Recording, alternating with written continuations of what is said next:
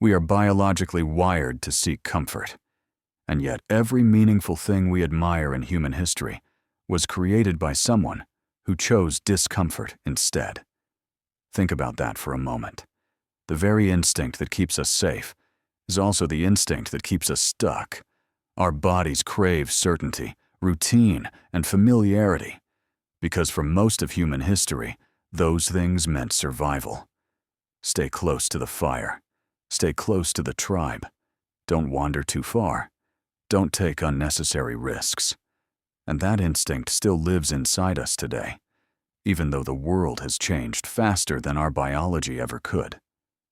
So we sit in jobs we don't love, in relationships that don't inspire us, in routines that drain us, and we tell ourselves it's fine, because it's comfortable. But comfort is not the same as happiness. Comfort is not the same as fulfillment. Comfort is not the same as purpose. Comfort is simply the absence of fear. And the absence of fear is not the presence of meaning. Growth, on the other hand, lives on the other side of fear. Growth requires uncertainty. Growth requires vulnerability. Growth requires the courage to say, I don't know what will happen next, but I'm willing to try. And this is where so many of us get confused. We think that once we feel ready, then we will act. But readiness is not a feeling. Readiness is a decision. The people who grow are not the people who feel fearless. They are the people who feel afraid and move forward anyway. They are the ones who understand that fear is not a stop sign. Fear is a signal that something matters, a signal that there is something at stake, a signal that the path ahead is unfamiliar. And unfamiliar is exactly where learning lives. We don't grow when things are easy. We grow when things stretch us. Muscles don't strengthen without resistance. Minds don't expand without challenge. Character doesn't form without adversity. And yet, we build lives designed to avoid all three. We optimize for convenience. We design systems to reduce friction. We create technology to remove effort. And then we wonder why we feel empty. We wonder why we feel bored. We wonder why we feel disconnected from our own potential. It's because comfort numbs us. It soothes us into stagnation. It whispers, stay here. Don't rock the boat. Don't risk embarrassment. Don't risk failure. Don't risk rejection. And slowly, subtly, we trade our dreams for safety. Not all at once. One small compromise at a time. We stop raising our hand. We stop sharing our ideas. We stop asking hard questions. We stop trying new things. And then one day, we wake up and realize we have been living someone else's version of success instead of our own. The tragedy is not that we fail. The tragedy is that we never try. Because failure teaches us something. Failure builds resilience. Failure shows us what we are capable of surviving. Comfort teaches us nothing. Comfort only teaches us how to stay where we are. And staying where we are feels good in the short term, but it costs us in the long term. It costs us our sense of purpose. It costs us our curiosity. It costs us our belief in ourselves. Purpose is not found in ease. Purpose is found in struggle for something that matters. When you know your why, discomfort becomes meaningful. Pain becomes temporary. Fear becomes manageable. Because you are no longer just reacting to the world, you are moving towards something. And this is why so many people feel lost today. Not because they lack opportunity, but because they lack direction. They have comfort, but no cause. They have security, but no sense of contribution. They have routine, but no reason. And without a reason, even the best life can feel hollow. We often say we want change, but what we really mean is we want the results of change without the discomfort of change. We want confidence without insecurity. We want success without struggle. We want belonging without vulnerability. But that is not how humans work. Belonging requires showing up as you are, not as you wish you were. Confidence is built by doing hard things, not avoiding them. Success is the result of many uncomfortable decisions made consistently over time. And the irony is that the very discomfort we avoid is the thing that builds the strength we seek. Think about the moments in your life that shaped you the most. They were not the easy days. They were the days you were tested, the days you doubted yourself, the days you thought about quitting and didn't.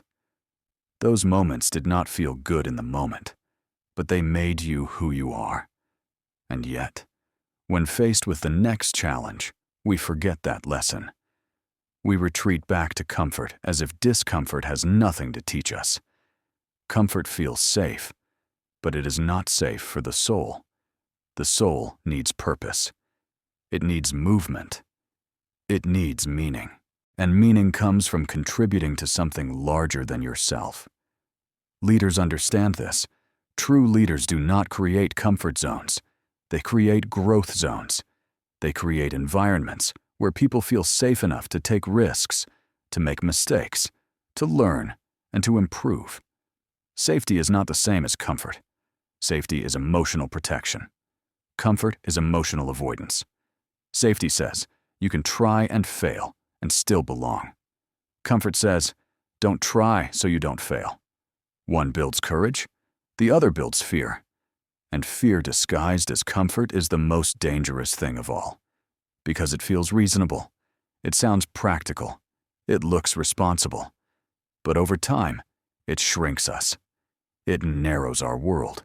It limits our imagination. We begin to measure life by how little it hurts instead of how much it matters. And that is a very small way to live. Growth requires a leap. Not a reckless leap, but a conscious one. A leap guided by values. A leap guided by purpose. A leap guided by the belief that who you can become is more important than who you have been. And every leap begins with a choice. The choice to step into uncertainty instead of staying in the familiar. The choice to listen to your inner voice instead of the noise of others' expectations. The choice to risk being misunderstood in order to be authentic. And authenticity is uncomfortable. It exposes us. It removes our armor. It forces us to be seen. But it is also the only way to truly connect. We cannot build trust while hiding. We cannot lead while pretending. We cannot grow while staying small. Comfort makes us passive. Purpose makes us active. Comfort asks, what's easiest? Purpose asks, what's right? Comfort asks, what's safe? Purpose asks, what's meaningful? And these questions lead to very different lives. The people who change the world are not the most comfortable people. They are the most committed people. Committed to an idea. Committed to a cause. Committed to others. And commitment is uncomfortable because it demands consistency. It demands sacrifice. It demands patience. But commitment is also what creates momentum. Small steps taken daily in the direction of your why add up to something extraordinary. And this is where hope lives. Not in comfort, but in progress. Not in certainty, but in possibility. Hope is not a feeling. Hope is a practice. It is the discipline of believing that tomorrow can be better if we are willing to do something different today. And different always feels uncomfortable at first. Every new skill feels awkward. Every new role feels intimidating. Every new beginning feels uncertain. But that discomfort is temporary. Regret is permanent. We don't regret the things we tried and failed at nearly as much as the things we never tried at all. The comfort zone is a beautiful place, but nothing ever grows there. It is warm, it is familiar, it is predictable, and it is small. The world is bigger than your fear. Your potential is greater than your doubt. and your purpose is stronger than your comfort. You are not here to simply survive. You are here to contribute, to learn, to serve, to become. And becoming is always uncomfortable. It means letting go of who you were so you can make room for who you might be. That requires humility. It requires patience. It requires trust in yourself and in others.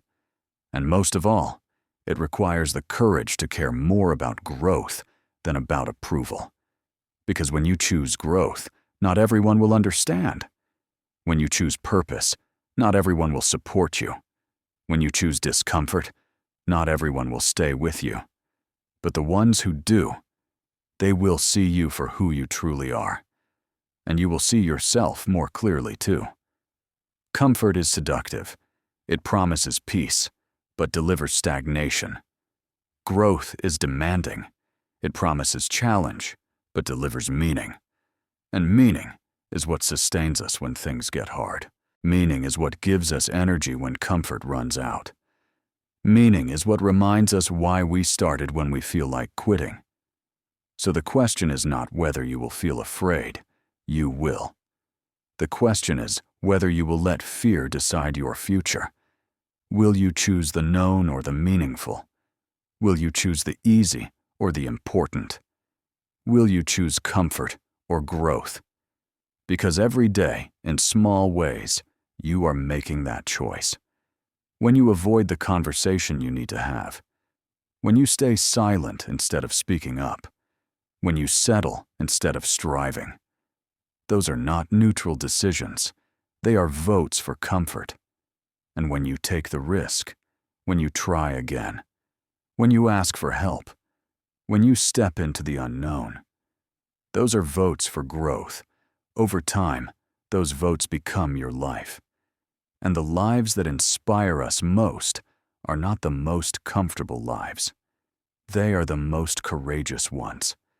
The ones where people chose purpose over ease, connection over convenience, growth over fear. And if you want to feel alive again, don't ask how to be more comfortable. Ask what is worth being uncomfortable for. Ask what cause is bigger than your fear.